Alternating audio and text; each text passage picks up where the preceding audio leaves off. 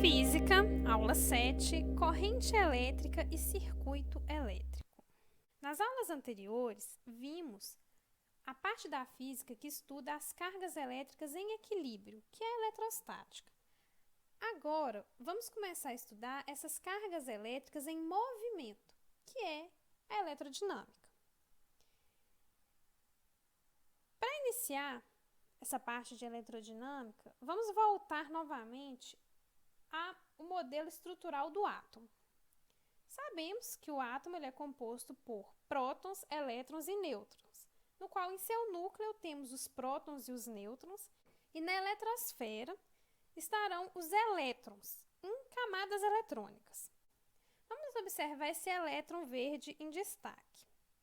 Se esse elétron, que está na camada mais próxima do núcleo, receber uma energia, ele vai realizar o que se chama de salto quântico. Esse salto quântico nada mais é do que o elétron sair da camada eletrônica que ele está e saltar para uma camada mais distante do núcleo.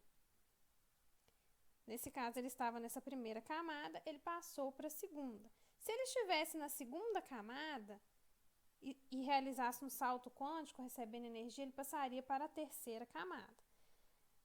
Nessa representação, a minha terceira camada é a camada de valência, a última camada do átomo. E aí, se ele receber essa energia, para onde que ele vai? Se ele receber e fazer esse salto quântico, ele vai ficar fora do átomo. E esse elétron fora do átomo, ele é chamado de elétron livre. Todo material, qualquer corpo, qualquer material, é formado por inúmeros átomos, vários átomos dentro do material. E os materiais condutores, eles têm esses elétrons livres. São esses elétrons que recebem energia, realizam o salto quântico e saem das camadas eletrônicas que estão presas ao átomo. Então, ele fica livre ao redor dos átomos, na superfície do material. Essa é a principal diferença entre materiais isolantes e materiais condutores. Os materiais que são condutores, eles têm a presença desses elétrons livres. Já os isolantes não têm.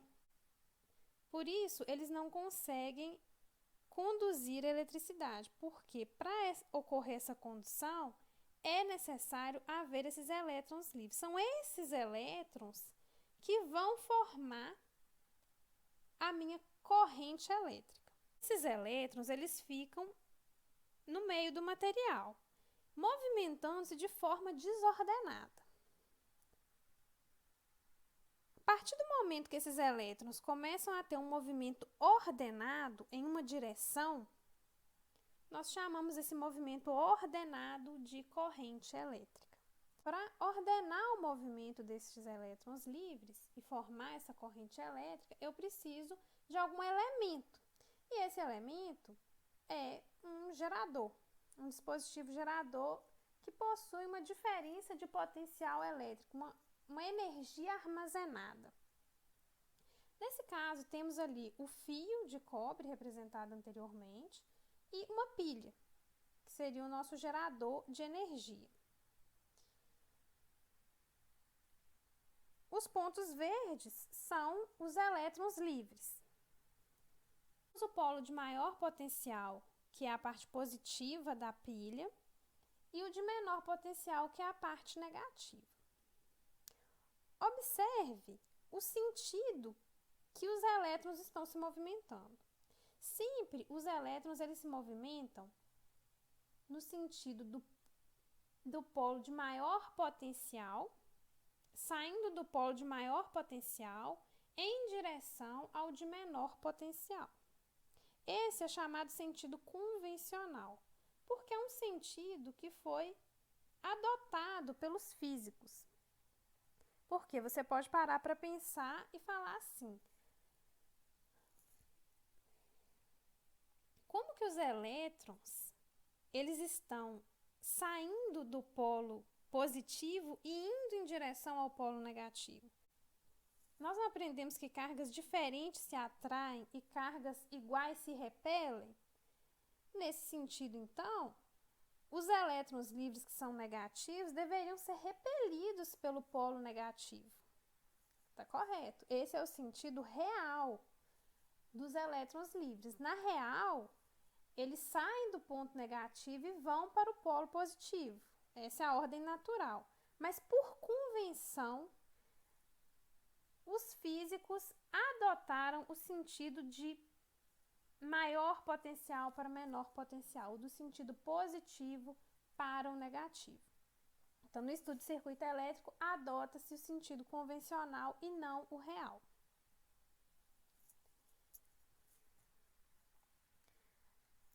Vamos imaginar uma parte dessa seção aqui, uma parte desse fio. Suponhamos que passem por essa seção aqui amarela 4 elétrons livres. É possível a gente calcular, então, qual que é a carga que está passando aqui nesse trecho.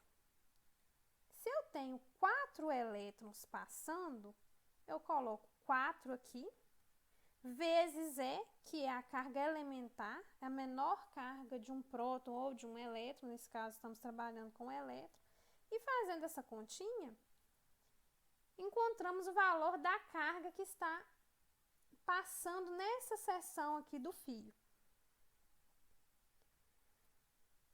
Já a intensidade da corrente elétrica é o cálculo da carga que está passando sobre o tempo que ela demorou para passar. Lembrando que carga é sempre dada na unidade de medida de Coulomb e o tempo, a unidade internacional, é segundos. A intensidade da corrente, ela é dada sempre em amperes, denominada pela letra A.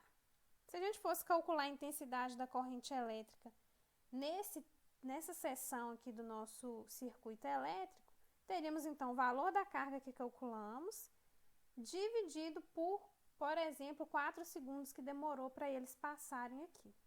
Isso seria a corrente elétrica.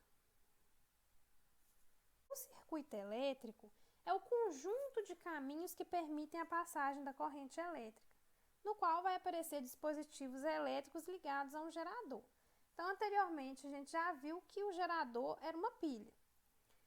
Vamos ver, então, cada um desses elementos do circuito. Primeiro, a gente precisa de um gerador, que é o dispositivo capaz de transformar algum tipo de energia em energia elétrica. No caso da pilha ou bateria, a energia química será transformada em energia elétrica.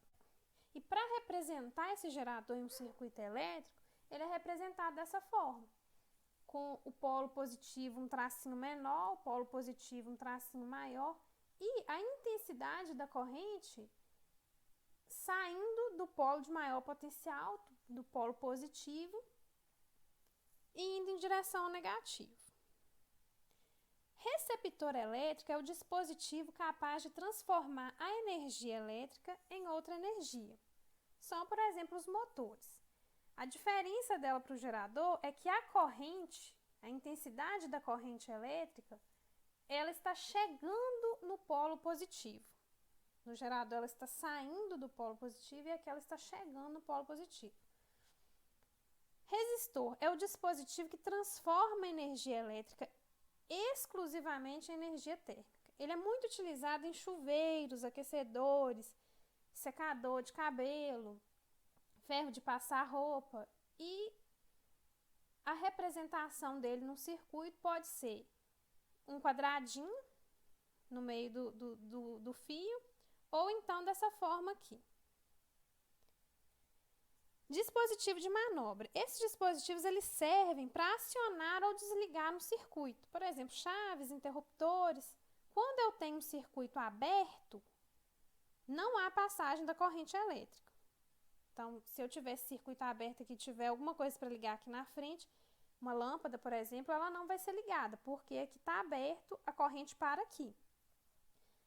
E quando ele está fechado, ele une um fio ao outro. E aí, unindo, vai ter a passagem de corrente elétrica. Dispositivos de segurança. São os dispositivos que interrompem a passagem da corrente quando essa for maior que determinado limite. É o exemplo de fusíveis, disjuntores, e ele é representado como essa linha curva aqui. E os dispositivos de controle, que são utilizados para medir a intensidade da corrente elétrica e a DDP, que é a tensão. A gente tem o amperímetro, que mede a corrente elétrica, é denominado como o A, dentro de um círculo. Ou então o voltímetro, que mede a tensão, aí, a diferença de potencial, DDP, e é representado com o V em um círculo. Se você gostou do conteúdo, dá um joinha e se inscreva no canal.